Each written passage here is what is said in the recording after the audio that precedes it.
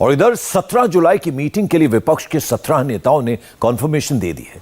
बेंगलुरु में Nitish Kumar, Mamata Banerjee, Sharad Pawar, Uddhav Thackeray, MK. Stalin, Akhilesh Yadav, Jayant Chaudhary, Farooq Abdullah, Mehbooba Mufti और सीताराम येचुरी मिलेंगे तो कांग्रेस के साथ 2024 का इलेक्शन डिस्कस करेंगे। लेकिन कुछ मुलाकातें 2023 के लिए भी होंगी। ऐसी ही एक मुलाकात होगी नीतीश कुमार और ममता बनर्जी के बीच। बीजेपी का कहना है कि दीदी इन दिनों नीतीश कुमार की मेंटोर बनी हुई हैं। पटना में बिहार पुलिस के लाठीचार्ज में बीजेपी के एक नेता की मौत के बाद बीजेपी एग्रेसिव मोड में है। बीजेपी के इस एग्रेशन में नीतीश कुमार के लिए खतरा कितना है, मौका कितना है, इस रिपोर्ट में आपको दिखाते हैं। लालगंज विधायक संजय सिंह को किस तरह से वार्तालाप करवाया गया है, आप तस्वीरों में देखिए।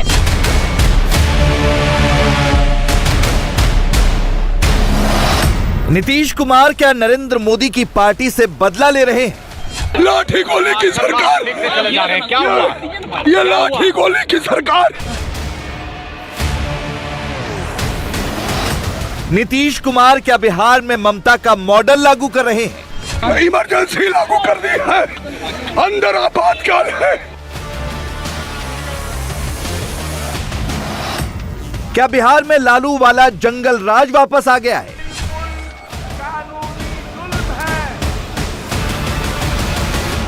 लाल मिर्ची का बोरा लेकर के किस हिसाब से फेंका गया, क्या नहीं किया गया, क्या हम इस पे नहीं जानना चाहते। लाल मिर्ची के साथ तैयारी से आए थे क्या सर? जेपी नड्डा ने 4 लोगों से पूछे लाल मिर्च कहाँ से है। बिहार में बीजेपी के लिए रास्ते बंद हो रहे हैं या नए रास्ते खुल रहे हैं? सरकार वो लाठी जनता और धमकी और डर पैदा करने का कमाल करते हैं। जनता डरने वाली है। बिहार की 40 लोकसभा सीटें 2024 में दिल्ली का पावर बैलेंस बना भी सकती हैं और बिगाड़ भी सकती हैं। राइट या लेफ्ट, बिहार किधर झुक रहा है? नरेंद्र मोदी की साइड या लालू नीतीश की साइड? बिहार की 40 सीटें अगर मोदी की तरफ शिफ्ट हो गई तो मोदी 325 के पार पहुंच जाएंगे। बिहार की 40 सीटें अगर नीतीश लालू के पास रह गई तो मोदी 282 के नीचे भी जा सकते हैं। बिहार का सर्वे क्या कहता है, ये हम दिखाने वाले हैं। उससे पहले बता दें कि बिहार पुलिस के लाठीचार्ज में बीजेपी के एक नेता की मौत पर नीतीश कुमार ने चुप्पी साध रखी है। मुख्यमंत्री कुछ नहीं बोल रहे, उप मुख्यमंत्री लगातार बोल रहे हैं। तेजस्वी यादव सीधे सीधे नरेंद्र मोदी का नाम ले रहे हैं। इस तरह का राजनीति अगर करें तो मेरे ख्याल से देश के और बिहार राज्य के सेहत के लिए ठीक नहीं है। आप बताइए कितने लोग मारे गए थे किसान आंदोलन में, उसकी जिम्मेवारी कौन लेता है?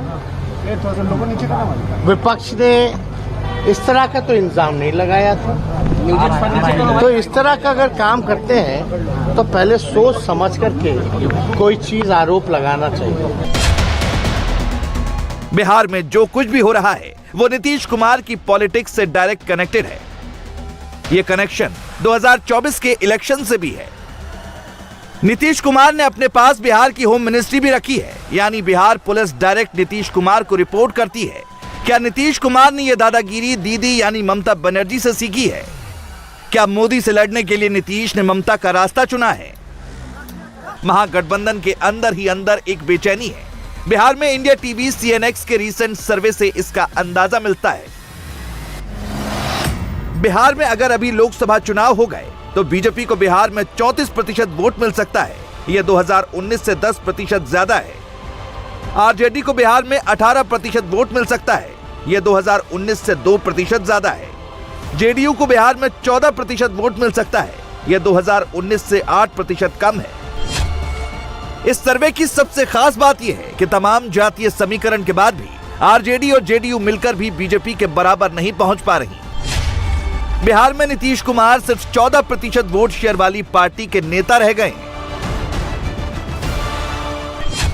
बिहार विधानसभा में लगातार दूसरे दिन ऐसा हुआ कि बीजेपी विधायक को मार्शल से उठवाकर बाहर करवा दिया गया। लालगंज के बीजेपी विधायक संजय सिंह पर आरोप है कि विधानसभा में वो टेबल पर चढ़कर स्पीकर को काले झंडे दिखा रहे थे। ये सब उस समय हुआ जब बीजेपी के विधायक पुलिस लाठीचार्ज में बीजेपी के एक नेता की मौत का विरोध कर रहे थे। सदन में काले कपड़े लहराए गए और अध्यक्ष के आसन पर कुर्सियां फेंकने की कोशिश की गई। बिहार की जो सरकार है, कानून का राज स्थापित है। अगर कानून को श्रवण कुमार जेडीयू के नेता कोई भी अगर तोड़ेंगे तो उन पर भी वही कार्रवाई होगी। जो विपक्ष के लोग अगर कानून तोड़ेंगे तो उनके विरुद्ध भी वही कार्रवाई होगी। शिक्षक नहीं थे, भाड़े पर लाए गए अपराधी लोग थे, बदमाश लोग थे। उन लोगों के साथ प्रदर्शन कर रही है भारतीय जनता पार्टी के लोग कर रहे हैं। यही कृत्य है भारतीय जनता पार्टी का। बिहार विधानसभा के स्पीकर अवध बिहारी चौधरी आरजेडी के हैं। लालू और तेजस्वी यादव की पार्टी स्पीकर के एक्शन को एकदम सही बता रही है। जेडीयू भी यही कह रही है, लेकिन खुद नीतीश कुमार खामोश है।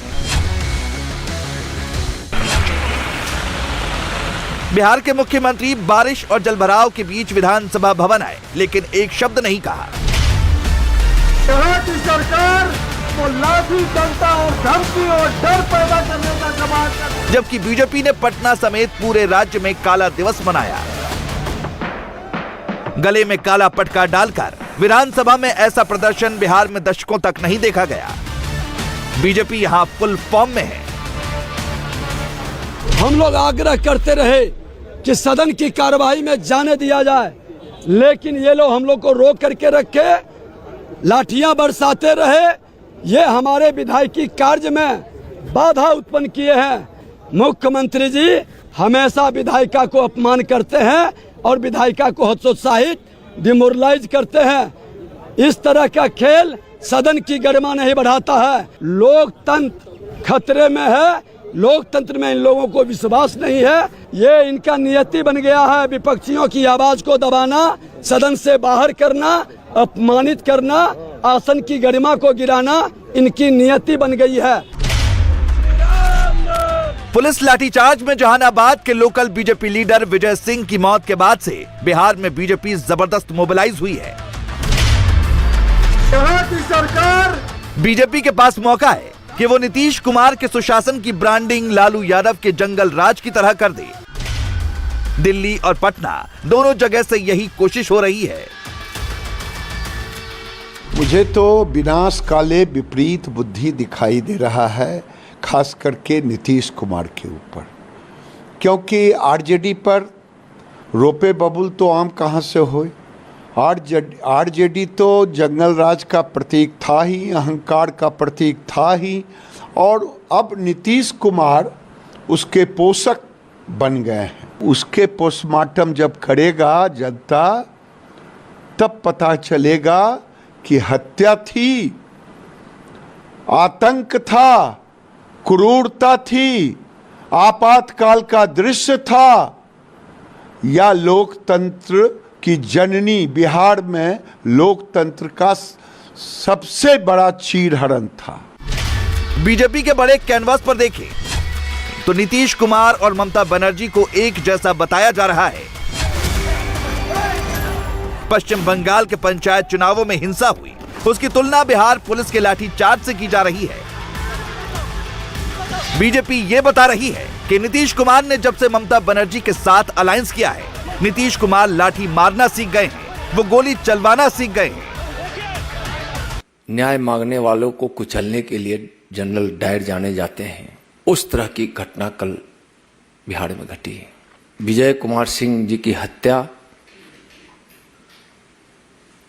एक बड़ी आहुति है भारतीय जनता पार्टी की। बिहार में जंगल राज 3 का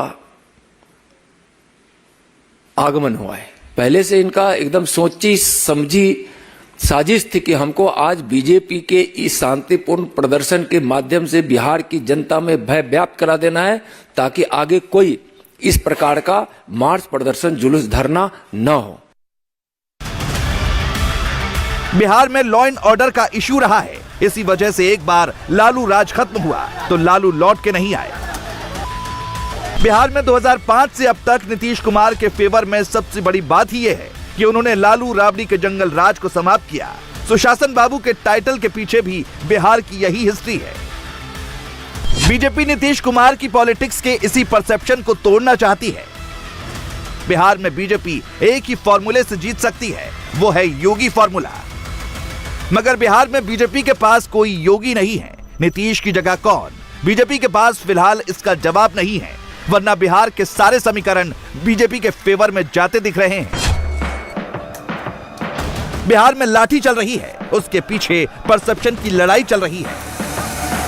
विजय सिंह जी का मृत्यु हो गया, हम सबों को उनके प्रति, उनके परिवार के प्रति संवेदना है, लेकिन विजय सिंह जी घटना स्थल पर लाठीचार्ज के स्थल पर पहुंच ही नहीं पाए थे। ये सारा रिकॉर्ड, वीडियो और सारा कुछ है। उनके साथ जो व्यक्ति थे भरत चंद्रवंशी जी, उन्होंने भी बहुत साफ शब्दों में कहा। बीजेपी पटना के लाठीचार्ज को ऐसे बता रही है जैसे लालू वाला राज आ गया हो और तेजस्वी के गुंडे विरोधियों को पीट रहे हों। तेजस्वी यादव अपने कैचमेंट एरिया के हिसाब से इस परसेप्शन को हवा दे रहे हैं। नीतीश अपनी पॉलिटिक्स के हिसाब से खामोशी अख्तियार करके बैठे हैं।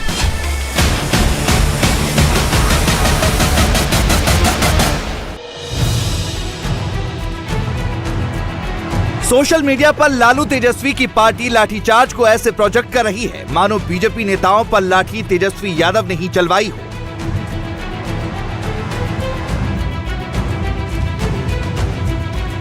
पुलिस कार्रवाई यूपी में भी होती है, यूपी में भी डंडे बरसते हैं, यूपी में तो बुलडोजर भी चलता है। लेकिन योगी के लॉ एंड ऑर्डर के बारे में सबसे बड़ा परसेप्शन ये है कि यूपी पुलिस किसी को नहीं छोड़ती। यूपी में जो भी कानून तोड़ता है उसकी अच्छे से सुताई होती है। माफिया, गैंगस्टर, रंगबाज, पत्थरबाज और दंगाई, योगी की पुलिस ने यूपी में सबको ठीक कर दिया। इसके उलट बिहार को देखें तो पिछले 7 साल में बिहार पुलिस का सबसे बड़ा काम शराबियों को पकड़ने का रहा। अब स्ट्रेटेजी बदली तो बिहार में नीतीश कुमार की पुलिस ने पॉलिटिकल प्रोग्राम पर लाठी चला दी और सवाल उठे तो बीजेपी नेताओं के खिलाफ एफआईआर भी दर्ज कर दी। पटना के कोतवाली थाने में बीजेपी के वरिष्ठ नेताओं और कार्यकर्ताओं समेत कुल 63 लोगों के खिलाफ एफआईआर दर्ज की गई है। 2024 के लोकसभा चुनाव से पहले संपूर्ण विपक्ष को एक करने का बीड़ा 2 ही नेताओं ने उठाया। महाराष्ट्र के शरद पवार ने और बिहार के नीतीश कुमार ने। शरद पवार अपने पारिवारिक उलझन में फंस गए। बीजेपी की बगावत ने सीनियर पवार की पॉलिटिक्स की हवा खराब कर दी। बचे नीतीश कुमार तो वह बीजेपी के खिलाफ हार्ड लाइन लेकर अपनी पोजीशन स्ट्रॉन्ग करना चाहते हैं। मगर बिहार की अशांति को अगर बीजेपी ने अच्छे से प्ले कर लिया तो नीतीश बाबू का नेशनल एम्बिशन मटिया मेट हो सकता है। बेंगलुरु में संपूर्ण विपक्ष का जुटान होने वाला है। नीतीश कुमार और ममता बनर्जी की एक और मुलाकात होने वाली है। ममता बंगाल चुनाव स्वीप करने के लिए बेंगलुरु पहुंच रही हैं और नीतीश कुमार पटना में बीजेपी के प्रोटेस्ट पर लाठियां बरसाकर वहां पहुंच रहे हैं। आने वाले दिनों में अगर बिहार पुलिस ने कहीं और सख्ती दिखाई तो कंफर्म समझिए कि नीतीश कुमार किस रास्ते पर जा रहे हैं। इंडिया टीवी हर वक्त हर जगह डाउनलोड करने के लिए सर्च करें India TV news Google play store या ऐप स्टोर पर।